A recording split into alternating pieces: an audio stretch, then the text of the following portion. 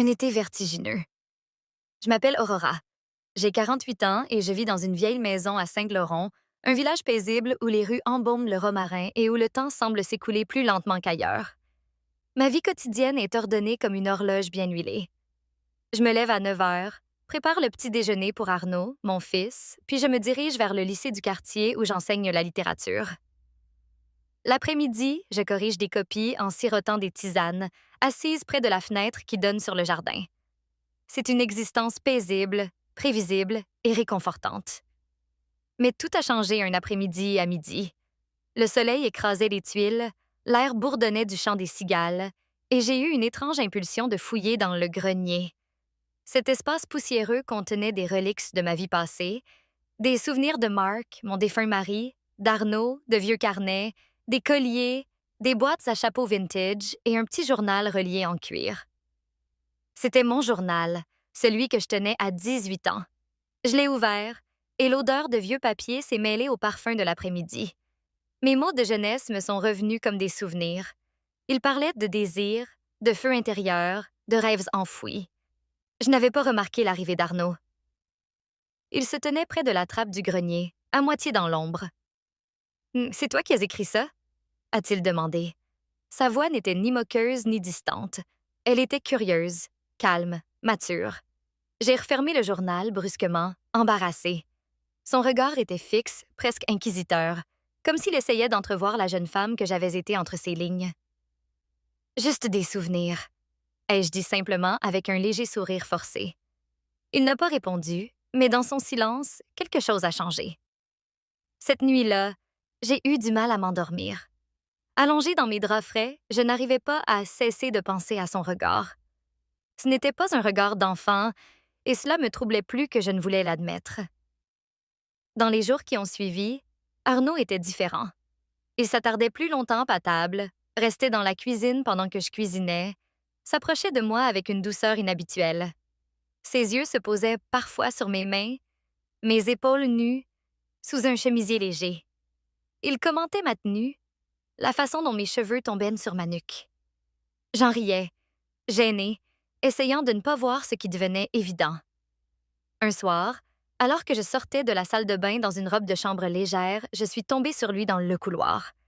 Il s'est immobilisé, moi aussi. Son regard a lentement baissé. Puis il s'est détourné sans un mot, mais je me suis reproché d'avoir laissé cela arriver. Je me disais que c'était temporaire, un trouble passager de ma part, peut-être un manque d'affection. De la sienne, une confusion passagère, mais chaque geste semblait chargé de signification. Un effleurement dans l'escalier, une main frôlant la mienne lorsque nous passions le sel, une conversation sur le palier qui prenait un ton plus personnel que prévu. Un soir d'été, dans une chaleur oppressante, j'étais dans le salon, lisant un roman. Arnaud est entré vêtu d'un t-shirt blanc et d'un pantalon ample, les cheveux encore humides de la douche. Il s'est assis trop près de moi. J'ai fait semblant de continuer à lire. « Tu lis toujours ce genre d'histoire? » a-t-il demandé. Parfois, ai-je répondu, quand j'ai besoin d'évasion. Il a hoché la tête, sa voix basse, presque un murmure. Et toi, comment t'évadais-tu à mon âge? Je l'ai regardé. Il ne souriait pas. Il semblait sincèrement curieux de comprendre la femme que j'étais avant de devenir sa mère. J'ai posé mon livre. Je voulais dire quelque chose, mais aucun mot ne venait. Sa main s'est déplacée près de la mienne juste un instant. Je suis restée immobile. Je ne pouvais pas. Je suis une femme qui a vécu trop longtemps dans la retenue. Depuis la mort de Mark, je m'étais enfermée dans mon monde. Mais dans cette pièce silencieuse, mon cœur battait comme à 18 ans. Et ce n'était pas de la peur. C'était le vertige. Les jours qui ont suivi cette étrange soirée dans le salon ont été enveloppés d'un silence lourd, épais, presque vivant. J'ai fait semblant de ne pas le remarquer. J'ai continué à mettre la table, à corriger des copies, à porter mes robes d'été comme si rien ne s'était passé. Mais quelque chose en moi avait changé. Et je n'étais pas la seule. Arnaud était différent, lui aussi. Il accordait plus d'attention à son apparence, ses cheveux soigneusement coiffés, ses chemises au col ouvert, un parfum subtil mais affirmé. Il ne quittait jamais la maison sans un mot aimable, un compliment glissé dans un murmure. Je ne savais plus s'il était mon fils ou un étranger qui dévoilait mon monde intérieur avec une précision déconcertante. Un matin, alors que je préparais le café dans une longue robe légère, pieds nus sur le carrelage frais de la cuisine, j'ai senti son regard sur mon dos. Tu évites mes yeux maintenant? A-t-il demandé doucement. Je me suis retournée. Il était appuyé contre la porte, les bras croisés, son regard fixé sur moi avec une intensité qu'on n'avait lue que dans les romans que j'enseignais. J'ai dégluti, forçant un sourire. Ne sois pas ridicule, Arnaud, mais nous savions tous les deux que je mentais. Le soir, je prenais des bains plus longs, espérant que la vapeur laverait son regard de ma peau. J'appliquais ma crème lentement, observant mon corps dans le miroir comme pour la première fois. J'étais encore belle. Une beauté mûre, discrète, mais présente. Et c'était cette beauté qu'Arnaud avait vue. Un soir d'orage, la pluie fouettait les vitres et le tonnerre secouait les murs de la maison. Je lisais sur le canapé, une lampe tamisée à mes côtés. Arnaud est entré silencieusement, vêtu d'un sweat à capuche humide, les cheveux ébouriffés. Il s'est approché et s'est assis lentement comme s'il attendait que je dise quelque chose. Je suis restée silencieuse. Il a tendu la main, la déplaçant doucement près de la mienne. Il n'a rien dit. Il a attendu et je n'ai pas retiré ma main. J'ai cru qu'il allait peut-être s'approcher, mais au lieu de cela, il a déposé une douce marque d'affection sur ma tempe. Un geste de pureté, et pourtant brûlant d'implications tacites. Cette nuit-là, je n'ai pas dormi. J'ai fixé le plafond, le cœur battant, submergé par 1000 pensées contradictoires. Était-ce ma faute? Avais-je ouvert une porte que je n'aurais jamais dû entr'ouvrir? Ou cherchait-il une tendresse que le monde extérieur lui refusait? Je ne savais plus. Puis il y a eu cet instant, un moment suspendu. J'étais en train de ranger la bibliothèque du salon, debout sur une chaise, vêtue d'une jupe mi-longue et d'un chemisier blanc à boutons de perles. Arnaud est entré et m'a regardé en silence. J'ai perçu sa présence contre mon bras. « Tu étais différente avant », a-t-il dit soudainement. « Dans le journal, tu étais libre. » Je me suis tournée, surprise par sa sincérité. « Et maintenant ?» ai-je demandé. Il a haussé les épaules, son regard sombre. « Maintenant, tu fais semblant. » Ces mots m'ont frappé comme une gifle douce, mais une gifle quand même. Il voyait au-delà des gestes, au-delà des murs. Il voyait ce que même moi je refusais d'admettre. J'étouffais dans cette routine, dans cette vie. Je suis descendue de la chaise. Nos corps étaient proches, trop proches. Ce n'est pas un jeu, Arnaud, ai-je dit. Je ne joue pas. Je me suis dirigée vers ma chambre. Mon souffle était court comme si j'avais franchi un seuil invisible, et pourtant, rien de répréhensible ne s'était produit. Juste des mots, des regards, de la tension.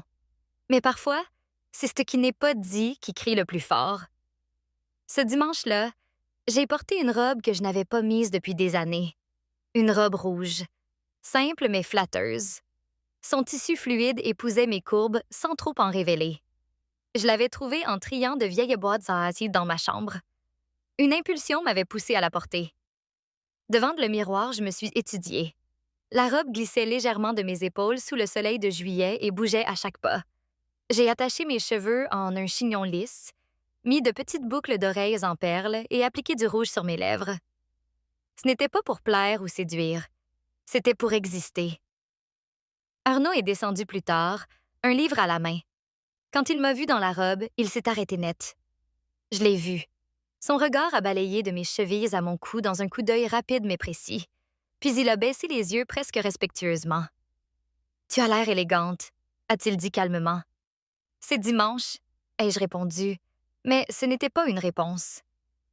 Nous déjeunons dans le jardin. La lumière filtrait à travers les rideaux de la véranda. Le parfum du thym et du pain frais emplissait l'air. Mais sous la table, nos jambes se sont parfois frôlées. Je ne sais pas si c'était intentionnel, mais je n'ai pas bougé la mienne. Nos conversations étaient douces, lentes, comme si le monde extérieur n'existait plus. Il a parlé de musique classique, de sa découverte du violoncelle en autodidacte. J'ai parlé de poètes oubliés, de souvenirs universitaires. Nous étions deux solitudes qui se reconnaissaient. Cet après-midi-là, je me suis assoupie sur le canapé, un livre à la main. Le tissu de ma robe avait glissé, laissant mon épaule exposée. Quand je me suis réveillée, Arnaud était là, assis par terre, le dos contre le mur. Il me regardait, ne disait rien. Il s'est levé, a marché lentement vers moi et du bout des doigts, a ajusté doucement ma robe, couvrant mon épaule nue. Ce geste simple, tendre, retenu, m'a transpercée. J'ai fermé les yeux et les laissé faire. Ce soir-là, dans ma chambre, je me suis glissée lentement entre mes draps. Je portais un simple débardeur blanc sans soutien-gorge et une culotte en coton, rien de séduisant. Pourtant, je me sentais à nouveau femme. J'ai pensé à ses mains, à sa voix, à ce battement dans mon ventre que je n'avais pas perçu depuis des années. Le lendemain matin, il pleuvait. La maison était baignée d'une lumière grise. Alors que je préparais le petit déjeuner, Arnaud est entré pieds et nus, vêtu d'un pull oversize. Il s'est tenu derrière moi sans un mot. Je pouvais sentir sa présence. Il a posé une tasse à côté de la mienne, ses doigts sont effleurés les miens. « Tu n'as pas froid? » a-t-il demandé doucement. J'ai secoué la tête, mais j'avais la chair de poule. Il a reculé sans insister davantage. Cette danse silencieuse devenait plus réelle, plus forte que les mots, plus forte que la morale. Nous n'étions pas. Et pourtant, tout en nous criait que nous l'étions déjà. Un soir, alors que je prenais des draps propres dans la machine à laver, j'ai trébuché légèrement. Arnaud était là. Il m'a rattrapé avant que je ne perde l'équilibre, son bras autour de moi, mon visage contre lui. Je n'ai pas bougé, pas tout de suite. Il n'a pas lâché prise, mais mon silence était un consentement. L'été refusait de finir. Les jours s'étiraient comme du miel, collant à ma peau, ralentissant le temps. Chaque rayon du soleil, chaque silence devenait plus lourd. La maison est devenue un cocon, une bulle à l'écart du monde. Arnaud était partout. Je le voyais dans les couloirs, parfois torse nu, une serviette autour de la taille, les cheveux humides. Je feignais l'indifférence, mais mon regard me trahissait une seconde de trop avant de se détourner. Il me regardait aussi avec une patience troublante et une attention presque dévouée. Il connaissait mes habitudes, anticipait mes gestes. Il posait une tasse de thé avant que je ne puisse la demander. Il ouvrait les volets à l'heure exacte où j'aimais la lumière. Et parfois, il me regardait comme s'il me lisait, comme s'il avait lu ce vieux journal. Un après-midi, je portais une longue robe en lin fluide, blanche et sans manches. Je marchais pieds nus dans la maison, un livre à la main, les cheveux lâchés. Je sentais le sol frais sous mes orteils, le tissu frôlant mes genoux à chaque pas. Arnaud était sur le canapé, à moitié en train de lire, absorbé, mais pas distrait. Il a levé les yeux. Je me suis figée un instant. « Tu es belle comme ça », a-t-il murmuré. J'ai ri nerveusement. « Tu dis ça souvent ces derniers temps, ce n'est pas une habitude », a-t-il dit. « C'est un fait. » Je n'ai pas répondu. Je me suis dirigée vers la cuisine, mais je pouvais encore percevoir ses yeux sur mon dos. Ce soir-là, j'étais dans la salle de bain, assise sur le bord de la baignoire, appliquant de la crème parfumée à la lavande. Mes mouvements étaient lents, presque rituels, une façon de me reconnecter au corps que j'avais négligé si longtemps. Je n'avais pas complètement fermé la porte par accident, je pense, ou peut-être pas. Arnaud est passé dans le couloir. Il a marqué une pause. J'ai entendu une brève inspiration. Puis il s'est éloigné sans un mot. Mais dans ce moment de silence, j'ai tout entendu. Un matin, alors que je préparais le petit déjeuner, j'ai oublié de mettre une robe de chambre. Je portais une chemise en coton amble qui laissait deviner mes courbes sans les exposer. Arnaud est entré. Je me suis tournée par réflexe. Nos yeux se sont rencontrés. Il n'a pas détourné le regard. J'étais vulnérable, pas nue, mais visible. Je n'étais pas sûre que cela me dérangeait. Nous sommes allés nous promener en fin d'après-midi, une habitude que nous avions prise sans en discuter. La lumière dansait à travers les oliviers. Nous marchions côte à côte, sans but. À un moment donné, il a tendu la main pour écarter une branche de mon chemin. Mes doigts ont frôlé les siens, un geste involontaire, fugace, mais qui m'a marqué toute la soirée. À la maison, je rangeais la bibliothèque. Il était assis par terre, feuilletant un vieux recueil de poésie. Il a lu à voix haute un passage de Berlin et mon âme pleure en secret. Je l'ai regardé, le cœur serré. « Te reconnais-tu dans ces poèmes? » ai-je demandé. Il a haussé les épaules. « Je crois que je me vois en toi. » Ça m'a coupé le souffle. Il l'a dit calmement, sans provocation, juste une vérité tranquille. Je me suis assise en face de lui, silencieuse. Nous sommes restés là un moment. Pas d'éclat, pas de drame, juste une proximité dangereusement tendre. Ce soir-là, j'ai mis plus de temps à aller me coucher. J'ai rangé la cuisine, puis le salon, puis mes pensées. J'ai passé de longues minutes à choisir ma chemise de nuit. Ni trop modeste, ni trop suggestive, juste assez légère pour la chaleur, juste assez couvrante pour moi.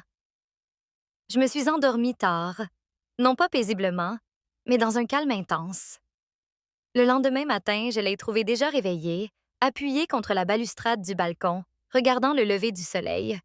Il portait un peu la manche retroussée, les cheveux encore ébouriffés. Je me suis approchée et me suis arrêtée à 1 mètre.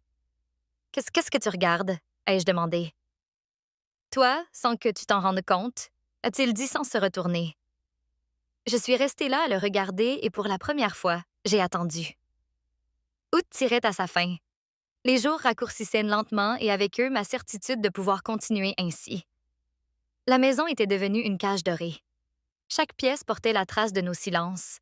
Chaque objet, chaque meuble, chaque rideau semblait avoir été témoin d'un jeu trop subtil pour être nommé, trop intense pour être ignoré. Je ne dormais presque plus. Un soir, j'étais assise sur la terrasse, enveloppée dans un châle, mon corps niché dans le fauteuil. Il faisait frais. J'entendais Arnaud jouer quelques notes au piano, des accords suspendus comme notre quotidien. J'ai fermé les yeux comme si je flottais dans une bulle où le temps s'était arrêté. Il m'a rejointe plus tard, vêtu d'un simple pull gris, les cheveux encore humides.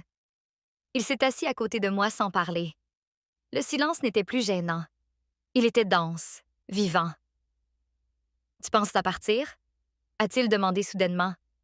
J'ai légèrement tressailli, bégayé. « Pourquoi dis-tu ça? » Parce que je le perçois. Je n'ai pas répondu, mais il avait raison. Le lendemain, je suis allée en ville. J'avais besoin d'air. Je portais un pantalon beige, un chemisier léger, mes cheveux attachés en chignon. J'ai évité les regards, évité les rues où je risquais d'être reconnue. Au village, les gens parlaient. Le boulanger avait cessé de m'appeler par mon prénom. La voisine d'en face, autrefois si bavarde, faisait semblant de ne pas me voir. Il n'y avait aucune preuve, rien de visible, mais les gens perçoivent d'être les autres chuchotent, mentent et j'étouffais. Quand je suis revenue, la maison était silencieuse. Arnaud n'était pas là. Il avait laissé un mot sur la table, il était parti se promener. Il est revenu peu après. Son absence m'a frappée plus fort que prévu. Je me suis assise, tremblante, submergée par mes pensées. J'avais perdu le contrôle de moi, de lui, de tout. Et pourtant, je ne pouvais pas effacer ce que nous avions vécu, ce que nous vivions encore, même sans geste, même sans mots. Il est revenu au crépuscule. Son regard était fatigué, mais clair. « Tu n'allais pas bien aujourd'hui, a-t-il dit. J'ai hoché la tête. « Mais tu manques signe même quand tu es là, » ai-je murmuré sans réfléchir. Il m'a regardé longuement, puis a reculé, non pas pour fuir, mais pour me laisser respirer. « Veux-tu arrêter ça maintenant? » a-t-il demandé. Je ne savais pas quoi répondre. Je voulais dire oui, mais ma gorge s'est serrée. Mes yeux brûlaient, et dans ce silence, une autre vérité a émergé. « Je ne peux pas rester, » ai-je dit. Il a fermé les yeux. Il avait compris avant que je ne le dise. Ce soir-là, j'ai fait ma valise. Rien de dramatique, juste l'essentiel. Quelques vêtements, mon journal, quelques livres. Je ne savais pas où j'allais, mais je savais que je devais partir. Pour lui, pour moi. Il est entré dans ma chambre alors que je rangeais une paire de boucles d'oreilles. « Reviendras-tu? » a-t-il demandé. « Peut-être, » ai-je dit. Quand ce ne sera plus le vertige, il s'est approché. Il a pris ma main dans la sienne. Plus de mots, juste une main pleine de tout ce que nous n'avions jamais osé dire. J'ai quitté la maison à l'aube. Le ciel était rose, la route déserte, le silence assourdissant. Y a-t-il autre chose que je peux faire pour vous? Peut-être commenter l'évolution des personnages dans cette version française? Tu te retires. Il ne l'accusait pas. Il était simplement honnête. Et cette honnêteté libéra quelque chose en elle. « Je veux te faire confiance, Farcy d'ici, dit-elle. Mais je ne sais pas comment. » Jake tendit la main et la prit doucement. « Alors ne te presse pas. Laisse-moi être là. Laisse-moi te le montrer. » Ses doigts se refermèrent autour des siens, pas serrés, pas exigeants, simplement chauds et fermes. Claire regarda leurs mains jointes puis dans ses yeux. Elle pouvait le voir. Il pensait chaque mot. Peut-être que ce n'était pas une promesse pour toujours.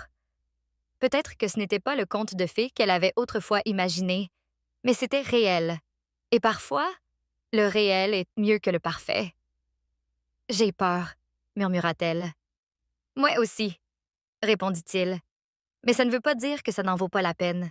Dehors, la pluie continuait de tomber. À l'intérieur, Claire inspira lentement, puis hocha la tête. Pas un grand hochement, juste assez. Ils ne s'embrassèrent pas. Pas encore. Il y avait trop entre eux pour précipiter ce moment. Au lieu de cela, ils restèrent là main dans la main, entourés par la lumière douce de la librairie et le son de l'averse. C'était silencieux. Mais dans ce silence, tout changea. Ce soir-là, alors que Claire fermait la boutique, Jake l'accompagna chez elle. Ils ne parlèrent pas beaucoup, partageant simplement ce genre de silence qui semble sûr, réconfortant. À sa porte, il ne demanda pas à entrer. Il dit simplement « Bonne nuit » et laissa ses doigts reposer doucement sur sa joue un instant avant de retourner sous la pluie. Claire resta longtemps dans son entrée après son départ, serrant le marque-page sculpté dans sa main. « Reste ». Le mot résonna en elle, plus fort que le tonnerre dehors. Et pour la première fois depuis des années, elle se permit de croire que peut-être quelqu'un resterait. Les jours qui suivirent semblèrent différents, plus doux, plus chaleureux. Claire se réveillait en pensant à Jake et s'endormait avec sa voix dans la tête. Ils ne mirent pas de nom sur quoi que ce soit. Il n'y eut pas de grandes discussions sur ce que c'était ou où cela menait, mais quelque chose de réel avait commencé entre eux. Chut! Quelque chose de silencieux et d'attentif, comme le début d'un nouveau chapitre. Jake venait toujours à la librairie la plupart des soirs. Parfois, il apportait du café, d'autres fois juste lui-même. Il parlait, riait, partageait des silences qui n'étaient plus gênants. Il lui montra les photos de l'atelier de menuiserie qu'il avait installé dans le garage d'un ami en périphérie de la ville. Il construisait une table à manger pour une famille qui avait tout perdu dans un incendie. Ils veulent quelque chose qui ressemble à nouveau à une maison, avait-il dit. Claire adorait l'écouter parler de son travail. Ce n'était pas juste un homme qui construisait des choses. Il mettait du soin dans chaque courbe du bois, chaque angle, chaque clou. Ses mains racontaient des histoires même quand sa bouche ne le faisait pas. Un après-midi, alors qu'ils étaient assis ensemble sur le sol de la librairie à trier une caisse de livres de poésie donnée, Claire le regarda. « Il t'arrive de souhaiter avoir des racines quelque part? » demanda-t-elle. Jake fit une pause. Ses mains reposaient sur un exemplaire usé de Robert Frost.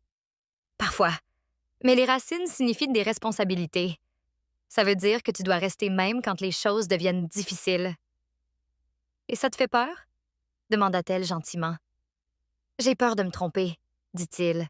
« De blesser quelqu'un, de faire des promesses que je ne peux pas tenir. » Claire hocha la tête, comprenant plus qu'elle ne voulait l'admettre. « Moi aussi. » Jake tendit la main vers la sienne. Il ne la serra pas. Il la tint juste légèrement, comme pour lui rappeler qu'il était là. Alors que la journée se déroulait, ils commencèrent à planifier comment ils continueraient à nourrir leurs liens tout en laissant de l'espace aux amitiés et aux connexions sociales, comprenant que les limites, le respect et la transparence les guideraient à travers les complexités sans menacer leur engagement. Emma suggéra peut-être d'inviter à nouveau Lisa et Mark, non pour des sous-entendus ou du drame, mais pour profiter de la compagnie des autres d'une manière légère et sociale, et Jake accepta, sentant confiant qu'ils pouvaient en gérer les émotions de manière responsable tout en chérissant leur relation. Ils passèrent l'après-midi à rire de petits contretemps, à partager des souvenirs des nuits précédentes et à se taquiner doucement. Et dans ces moments, ils réalisèrent que l'excitation et la tension avaient fait finalement renforcer leur connexion plutôt que de l'affaiblir. Le soir, le couple alla se promener dans le parc voisin, main dans la main, réfléchissant à la confiance, à l'amour et à la beauté de l'honnêteté émotionnelle, reconnaissant que l'expérience leur avait rappelé pourquoi ils se valorisaient tant mutuellement et à quel point leur lien était résilient. Les conversations glissèrent vers des rêves pour l'avenir, des espoirs de voyage, des projets communs et des moments calmes de proximité, et chaque mot, chaque rire, chaque geste renforça la sécurité émotionnelle qu'ils connaissaient l'un avec l'autre, tempérés par la conscience de leur complexité humaine et de l'inévitabilité de la curiosité et de la connexion avec les autres. Ils reconnurent que les émotions pouvaient être intenses, déroutantes et même excitantes. Pourtant, la force de leur amour résidait dans la communication, la transparence et une volonté de confronter les choses plutôt que de les réprimer. Cette nuit-là, en rentrant chez eux, l'appartement sembla plus chaud, plus douillet et vivant de l'histoire partagée des derniers jours, rempli de leçons apprises sur les limites émotionnelles, la confiance et la beauté subtile de la connexion humaine. Allongés dans leur lit, Emma posa sa tête sur l'épaule de Jake. Tous deux silencieux mais satisfaits, le cœur plein d'amour, de gratitude et d'une compréhension renouvelée des profondeurs de l'autre, sachant que les tempêtes émotionnelles qu'ils avaient saintes connues n'avaient fait que rendre leur relation plus forte et plus résistante. Et bien que les soirées avec Lisa et Mark aient remué des choses inattendues, le couple réalisa que ce qui importait le plus était leur honnêteté, leur capacité à affronter les émotions sans peur et l'engagement inébranlable qu'ils partageaient. Un amour qui pouvait résister à la curiosité et à la complexité, tout en restant tendre, fidèle et profondément humain. Alors qu'ils s'endormaient, il y avait une joie tranquille à savoir que la vie était imprévisible, les relations complexes et l'amour dynamique. Et les douces leçons sur la connexion, la confiance et l'exploration émotionnelle resteraient avec eux, guidant leur cœur vers la compréhension, la proximité et le genre d'amour durable qui embrasse à la fois les défis et la joie, les laissant impatients des moments de vie et d'amour à venir.